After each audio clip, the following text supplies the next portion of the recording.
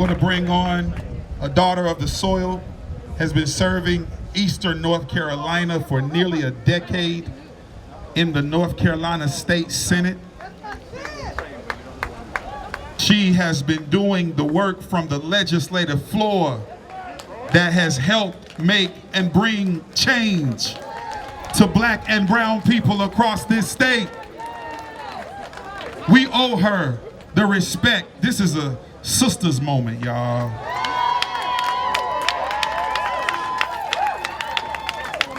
What I love about her is she's not so political that she forgot about her purpose.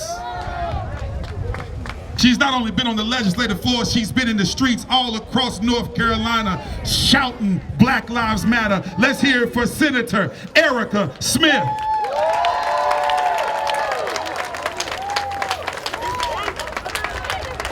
Release the tape.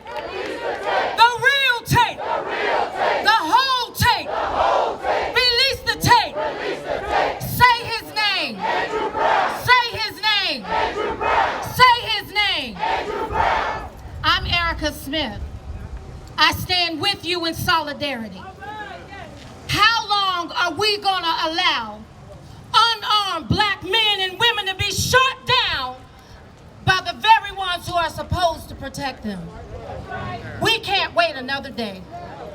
I'm standing in solidarity with you today to introduce my friend, Pastor Gregory Drumwright, who has been everywhere in this nation, standing for Black Lives Matter, standing in High Point for Fred Cox. Let's give his mother, Shannon, and parents, say his name, Fred Cox. Say his name. Fred Cox. He had to go to Kentucky and stand for Breonna Taylor. Say her name. Say her name. He went down to Georgia for Ahmaud Arbery. Say his name. Say his name. And he has been here in Elizabeth City for 12 days fighting for justice for Andrew Brown. Pastor Gregory Drumwright is a servant's leader. He has been ranked by Essence magazine as the top 40 under 40. He has won numerous national awards, statewide awards, and it was even coveted with the Old North State Award from Governor Roy Cooper for 20 years of service to the state of North Carolina. And as I stand with him today, I stand with you in solidarity. It is time for us to march, to pray, to walk, and demand for justice. I wouldn't be the Baptist preacher that God called me to be if I didn't give you a scripture. There was a giant named Goliath. And in 1 Samuel, they came and they were looking for somebody to take this giant on. And David went around his brothers. His brothers wanted to know, David, why are you here? And David asked the question, is there a cause? Well, David asked the question, but the son of David supplied the answer. And the book of John, chapter 18, verse 37, when Jesus stepped out after these unfair trials, the brother knew no wrong, but he was convicted and put on trial, and they sentenced him to death. But Jesus said, it's for this cause that I come. It's for this cause that we're gathered here on today. Anytime you can't even drive your car down the street and you can't even respond to a warrant, but instead you get shot 4 times in your arm and 1 time in the back of your head. It's for this cause that we got to gather today. It's for this cause. 12 years old, Tamir Rice, shot within 12 seconds. For this cause we got to gather on today. Anytime you can't sleep while black, Botham John. Anytime you can't walk while black, barbecue in a pit while black, and exist while black. Anytime we can't breathe while black, we gotta this cause. Let's welcome this drum major for justice, who is answering for this cause. Put your hands together for my friend, the Drumwright, the drum major for justice, Pastor Gregory Drumwright.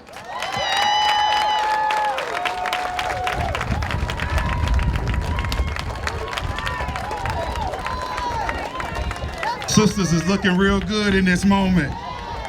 Let's hear it for Sister Soldier herself, Erica Smith.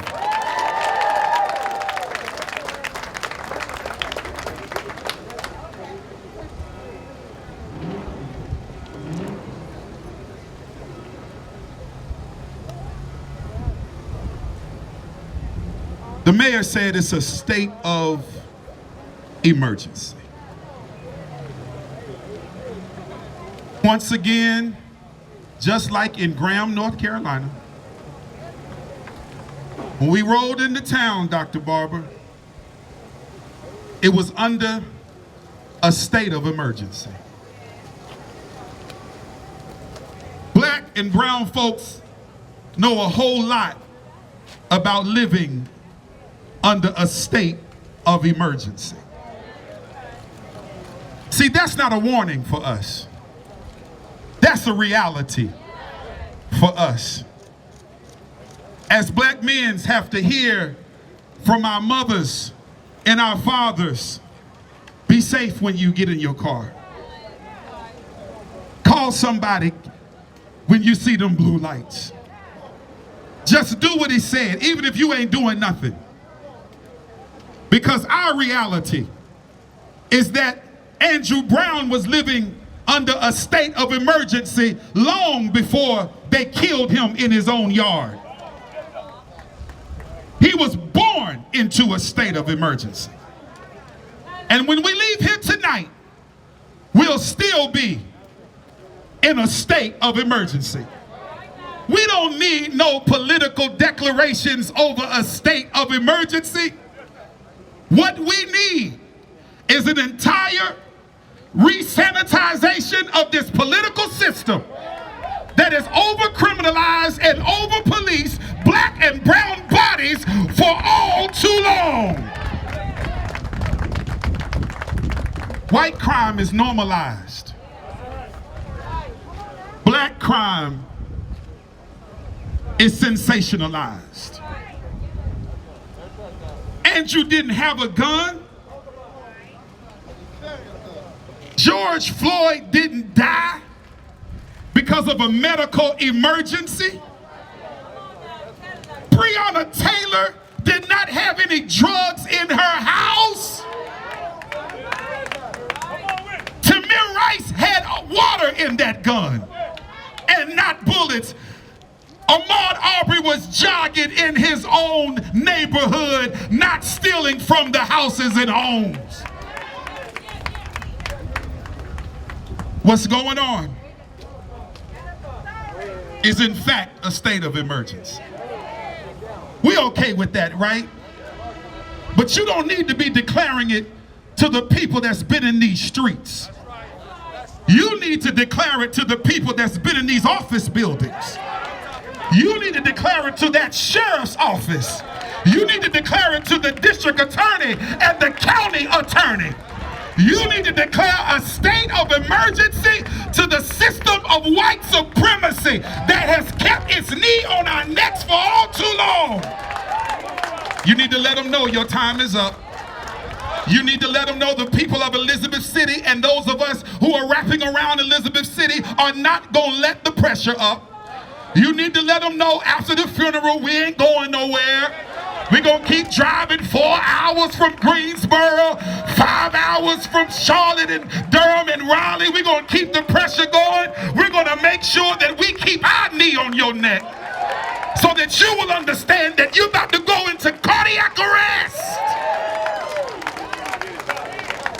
If we don't get accountability, Martin Luther King says, "He who passively accepts evil is as much involved in it as he who helps perpetuate it." I want to talk to the black city officials.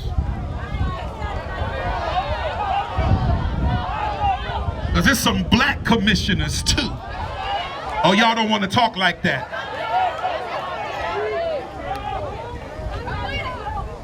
I have respect for the police chief. I have respect for Chief Buffalo. I have respect for town manager Montre Freeman. They have stood with this activist movement ever since they first realized that they didn't know that Andrew Brown was dead, because they should have been the first to be notified that there needed to be a warrant served under their jurisdiction. There was a breach. See, you can be a black lawyer and still not get equal respect. You can be a black chief and still not get equal respect. You can be a black town manager and still not get equal respect. But I want to know, to some of the city council, county commissioners, do Black Lives Matter to black folks?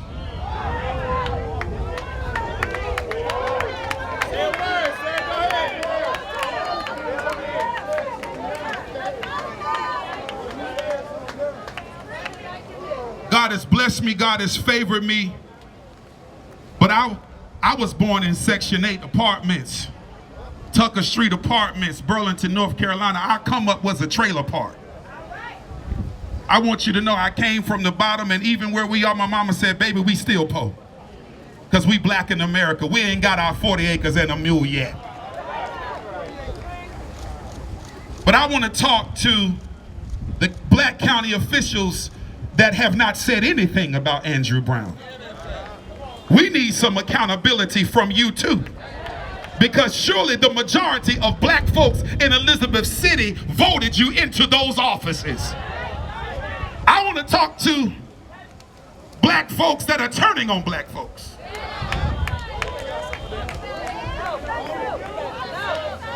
We cannot keep the pressure of Black Lives Matter on the white community and not keep the pressure up in our own community. We have to come together and stand with this family. We have to present a unified front. You may do it like this, I may do it like that, but we all want justice for Andrew Brown. I know it's COVID, but just look at your neighbor and say, do I matter to you? You mean to tell me we can't just talk to each other in these streets? Do Black Lives Matter to black people? It's important for us to stand unified in this moment. Our voting rights are being assaulted. That's the state of emergency. Mass incarceration has majority black and brown people in it across America. North Carolina is no exception. African Americans in North Carolina are incarcerated at a rate of 5 times more than the rate of our white counterparts. And to that point, if African Americans and Hispanics were incarcerated at the same rate as whites, do you know that our prison and jail populations would decline by almost 40%? There's a state of emergency going on in the criminal justice system. We are being prosecuted at a higher rate. We are being convicted at a higher rate. And people like Andrew Womble seek seat upon North Carolina's highest courts to keep this trend of mass incarcerating black and brown people up more than our white counterparts who commit the same crimes. Somebody say, hell no, you got to go. Hell no, you got to go. To our governor, you just received 125 recommendations from the Racial Equity Task Force to eradicate racism. You received 125 recommendations, Governor Cooper, 125 recommendations, Attorney General Josh Stein. 125 ways, Dr. Barber, that we can end this injustice in our criminal justice system. I don't know about you, but we don't need another recommendation. We need some emancipation. Somebody tell the governor, we need emancipation. Not another recommendation. And so in this providential moment, Prophet Isaiah talked about this providential moment. Prophets all in the Bible talked about this providential moment. Prophets in the Quran talked about this providential moment. This is a sign of the times. This is a sign where the people cannot let up the pressure. This is a sign that we are going to continue to apply pressure until we get the outcome that we deserve. In this moment, we will continue to shout Black Lives Matter. In front of the White House and at the outhouse, Black Lives Matter. We need the Senate to pass Senate Bill 510. And just in case you don't know what it is, Keith Rivers, Senate Bill 510 will make it a law that after 48 hours, any police and body cam footage must be released. It's time, it's past time. If you believe in Jesus, you believe in justice. If you believe in Muhammad, you believe in justice. If you're one of my Jewish friends and brothers, you believe in justice.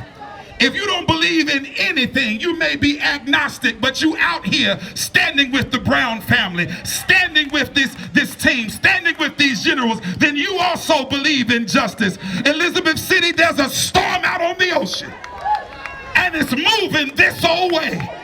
And if your soul is not anchored in justice, you will surely drift away. What do we want?